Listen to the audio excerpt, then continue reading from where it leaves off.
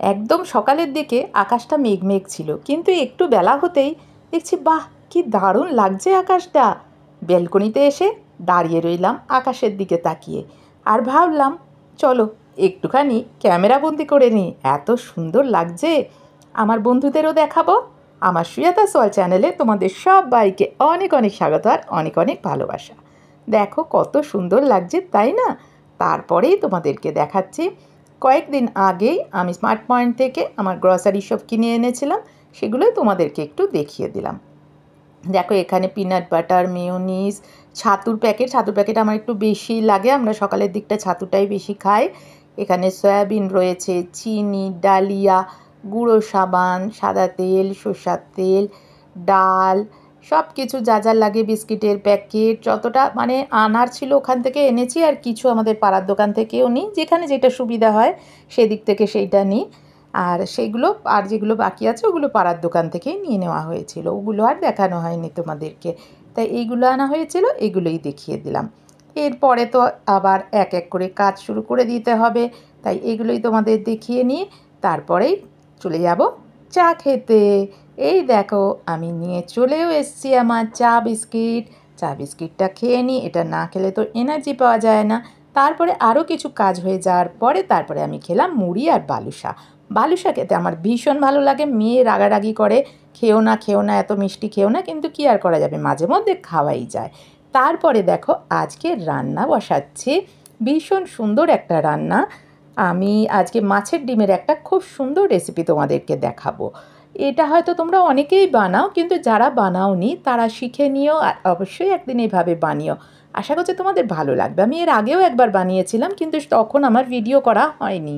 কিন্তু এইবারে আবার বানাচ্ছি, ছেলে মেয়ে বলেছিল যে মা আরেকবার বানাও। আমার ভীষণ কাশি আসছে, কথা বলতেই কষ্ট হচ্ছে, তাও বলছি যতটা পারছি তোমরা একটু কষ্ট করে শুনে নিও। দেখো এটা সরষের তেলেই করবে, সাদা তেলে কিন্তু এটা ভালো লাগবে না। কড়াতে সরষের তেল দিয়ে সরষের তেলটা একটু গরম হওয়ার পর তার মধ্যে আমি পেঁয়াজ কুচো দিচ্ছি, পেঁয়াজ কুচোটা একটু ভাজা ভাজা করে নিচ্ছি। আবার বানালাম, ছেলেমেয়েরা বলছিল বারবার কদিন ধরে মা বানাও বানাও, ভীষণ ভালো লেগেছিল আগের দিন, তাই জন্য আবার বানালাম। আর আগের দিন তো আমার এটা ভিডিও করা হয়নি, ভাবলাম তোমাদেরও একটু দেখিয়ে দিই। দেখো পেঁয়াজটা একটু ভাজা ভাজা হয়ে যাওয়ার পর আমি এখানে লঙ্কা কুচো দিয়ে দিলাম। আমি এখানে দুটো বড় সাইজের লঙ্কা কুচিয়ে রেখেছি।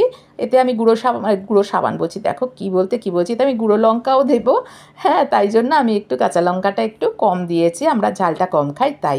আর একটু আদা আর এখানে রসুন আমি ঘষে রেখেছিলাম, সেটা দিয়ে দিলাম। আমি কিন্তু এটা মিক্সিতেও দিয়ে একদম পেস্ট করিনি, বা শিলেও একদম পেস্ট করে বেটে নিইনি, এটা আমি ঘষে রেখেছিলাম, কারণ এটা একটু দানা দানা থাকলে, ঘষাটার মতো থাকলে এটা বেশ ভালো লাগে মুখে পড়লে খেতে এই রান্নাটার মধ্যে। আর আমি লঙ্কাটা আমার পরিমাণ মতো দিয়েছি, তোমরা যে যেমন ঝাল খাও সেইভাবেই দেবে, কেন আমি তো বললামই এতে আমি গুঁড়ো লঙ্কাও দেবো। টমেটো কুচো দিয়ে একটু নাড়াচাড়া করে নিয়ে এখানে দেখো আমি একটু গুঁড়ো লঙ্কা, গুঁড়ো হলুদ, গুঁড়ো জিরে, গুঁড়ো ধনে আমি একটা বাটিতে গুলে রেখে দিয়েছিলাম জলে, সেটা আমি দিয়ে দিলাম। দিয়ে এবার ভালো করে কষতে থাকলাম। টমেটোটা বেশ সুন্দর গলা গলা হয়ে গেছে, দেখো কষতে কষতে কালারটাও চেঞ্জ হয়ে এসছে, বুঝতেই পারছো খুব সুন্দর করে এটা কষানো হয়ে গেছে, তেল ছাড়তে শুরু করে দিয়েছে। এবার আমি একটু নুন দিয়ে দিলাম এর মধ্যে, একটু নুন দিয়ে আরও কিছুক্ষণ ভালো করে কষে নিচ্ছি। দেখতে পাচ্ছ বেশ সুন্দর করে কষানোটা হয়ে যাচ্ছে। আর এই রান্নাটার মধ্যে একটু কাঁচা লঙ্কাগুলো মুখে পড়লে, আর একটুখানি আদাগুলো আর একটু রসুনগুলো একটু একটু মুখে পড়লে না এই রান্নাটা আরও বেশি সুন্দর লাগবে খেতে। সেই জন্য আমি বললাম ওটা ঘষে নিও আর লঙ্কাটা কুচিয়ে দিও। আর এই দেখো আমি আগের দিন মাছের ডিমটা এনে ফ্রিজে রেখে দিয়েছিলাম, নুন হলুদ মাখিয়ে রেখে দিয়েছিলাম, রুই মাছের ডিম। এবার এই মাছের ডিমটা আমি এর মধ্যে দিয়ে দিলাম, শুধু নুন হলুদ মাখানো ডিমটাই আমি এই মশলাটার উপর রেখে দিলাম এইভাবে। এবার গ্যাসটা একদম সিমে দিয়ে রেখেছি, আস্তে আস্তে হতে থাকবে। সাইড দিয়ে আমি অল্প করে জল দিয়ে দিলাম, ওটা কিন্তু মাছের ডিমের উপর অবধি গেল না জলটা, তোমরা দেখতেই পাচ্ছ মশলাটা অবধি জলটা দিলাম। আর আস্তে করে মশলাটাকে নাড়িয়ে দিলাম যাতে তলায় না লেগে যায়।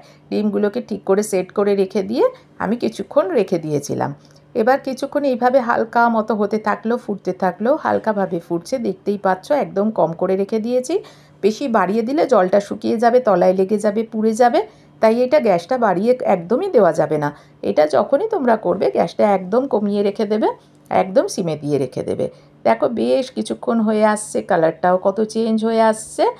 আর এবারে আমি আস্তে করে উল্টে দেবো। আমি এক হাতে মোবাইলটা ধরেছি, এক হাতে ক্যামেরাটা ধরে এক হাতে উল্টাতে আমার একটু অসুবিধে হচ্ছিলো, বুঝতেই পারলে তোমরা আমার উল্টাতে একটু অসুবিধে হলো। কেন আমার ট্রাইপডটা না একটু খারাপ হয়ে আসছে, নরম হয়ে গেছে, বেশ নড়বড় করছে ক্যামেরাটা রাখলে। আর গ্যাসের সামনে রাখতে আমার ভয়ও করে যে এই বুঝি পড়ে গেল, এর আগেও অনেকবার পড়ে গেছে মোবাইল শুদ্ধ ট্রাইপড। তাই আমি হাতে নিয়েই তোমাদের দেখাচ্ছি বলে আমার উল্টাতে একটু অসুবিধা হচ্ছে। হ্যাঁ দেখো ভালো করে উল্টে নিয়ে একটু ঢাকা দিয়ে রেখে দিয়েছিলাম। আবার ঢাকা দিয়ে দেখো সিমে রয়েছে কিন্তু একদম আস্তে আস্তে হচ্ছে, দেখতে পাচ্ছ। এবার উল্টে দিয়ে ঢাকা দিয়ে রেখে দিয়েছিলাম, আবার কিছুক্ষণ পর দেখো আস্তে আস্তে করে তলা থেকে মশলাটা লেগে লেগে যায়, তো সেই জন্য একটু করে নাড়িয়ে নাড়িয়ে নিয়ে আবার একটুখানি নাড়াচাড়া করে আবার ওইভাবে রেখে দিচ্ছি। যে আরেকটু দেখো সেদ্ধ হয়ে গেছে, একদম শক্ত হয়ে গেছে, তোমাদের দেখিয়ে দিলাম।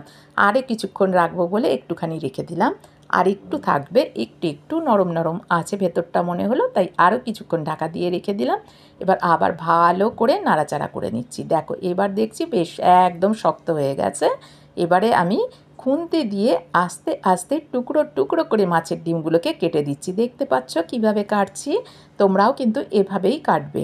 দেখো এইভাবে টুকরো টুকরো করে সুন্দর করে পুরো ডিমগুলোকে ভালো করে আমি কেটে দিচ্ছি। দেখো ছোট্ট ছোট্ট ছোট্ট ছোট্ট টুকরো হয়ে যাচ্ছে, একদম ছোট ছোট টুকরো হয়ে যাচ্ছে, একদম ঘেঁটে ভালো করে টুকরো করে দিচ্ছি। ওগুলো কিন্তু পুরো ভাপে সেদ্ধ হয়েছে। দেখেছো কাশি আসছে, সরি গো। হ্যাঁ কথা বলতে খুব কষ্ট হচ্ছে, গলা বারবার বসে যাচ্ছে। দেখো বেশ সুন্দর করে টুকরো টুকরো করে দিচ্ছি। আর বন্ধুরা এখনও অবধি তোমরা যারা আমার ভিডিওটা দেখছো তোমাদের সবাইকে অনেক অনেক ভালোবাসা, অনেক অনেক ধন্যবাদ। তোমরা আমার ভিডিও ভালোবেসে তো দেখো আমি জানি, তবুও আমি বলছি বন্ধুরা তোমরা দেখার শুরুতে একটা লাইক দিয়ে ভিডিওটা দেখো। আর অ্যাড স্ক্রিপ্ট করো না প্লিজ, কেউ অ্যাড স্ক্রিপ্ট করো না, অ্যাড সহ ভিডিওটা দেখো, একটা লাইক দিয়ে দেখো। আর ভিডিও শেষে ছোট্ট করে একটু কমেন্টস করে দিও কেমন লাগলো, ব্যাস তাহলেই হবে। তোমাদের মিষ্টি মিষ্টি কমেন্টস করতে আমার ভীষণ ভালো লাগে, একটা ছোট্ট করে কমেন্টস করে দিও তাহলেই হবে। দেখো ভালো করে নাড়াচাড়া করে করে কষে নিচ্ছি, কেন আমি যে ডিমগুলোকে কাটলাম, কাটা জায়গাগুলোতে তো মশলাটা মাখাতে হবে, সেই জন্য ভালো করে নাড়িয়ে নাড়িয়ে কষে নিলাম। দেখো কষা হয়ে গেছে, এবার আমি উষ্ণ গরম জল অল্প একটু ওর মধ্যে দিয়ে দিচ্ছি। দেখেছো, আর একটুখানি দিয়ে ভালো করে নাড়াচাড়া করে নেব। হ্যাঁ ভালো করে দেখো আর একটুখানি দিয়ে ভালো করে আরও কিছুক্ষণ কষে নিয়ে তারপরে এটাকে একটু ফুটতে দেব, তাতে মশলাগুলো ভালো করে যে ডিমগুলো আমি কেটে দিয়েছি তার মধ্যে সুন্দর করে ঢুকে যায়, আরও একটু মাঝখানটা নরম। আর আমি দেখো সামান্য 2-4টে দানা চিনি দিয়ে দিলাম। আমি রান্নাতে একটু চিনি দিই, আর একটু মনে হলো লবণ লাগবে তাই আর একটু লবণও দিয়ে দিলাম। আমি একটু রান্নার টেস্টটা ব্যালেন্স হওয়ার জন্য আমি সামান্য মিষ্টি আমি রান্নাতে দিই। তোমরা যদি একদম মিষ্টি খেতে পছন্দ না করো তাহলে মিষ্টিটা স্কিপ করে যেও। আর দেখো একটু গুঁড়ো গরম মশলা উপর থেকে দিয়ে দিলাম, দিয়ে এবার ভালো করে আর একটুখানি মশলাটা মাখিয়ে নিচ্ছি। গরম মশলা চিনি সব আর একটু ভালো করে মাখা মাখা হয়ে গেল, পুরো মিশে গেল। এবারে দেখো আমি দেখেছো সুন্দরভাবে মিশে গেল, এইবারে আমি এটা নিভিয়ে দেব। আমার এটা প্রায় হয়েই এসছে। তোমরা দেখো এটা ভাত, রুটি, পরোটা, লুচি সব কিছুর সাথে কিন্তু ভীষণ ভীষণ ভালো লাগে। তোমরা অবশ্যই বাড়িতে বানিও, আর কেমন লাগে আমাকে জানাতে ভুলো না কিন্তু। দেখো আমার এটা হয়ে গেছে, দেখেছো আমি নাবিয়ে নিয়েছি।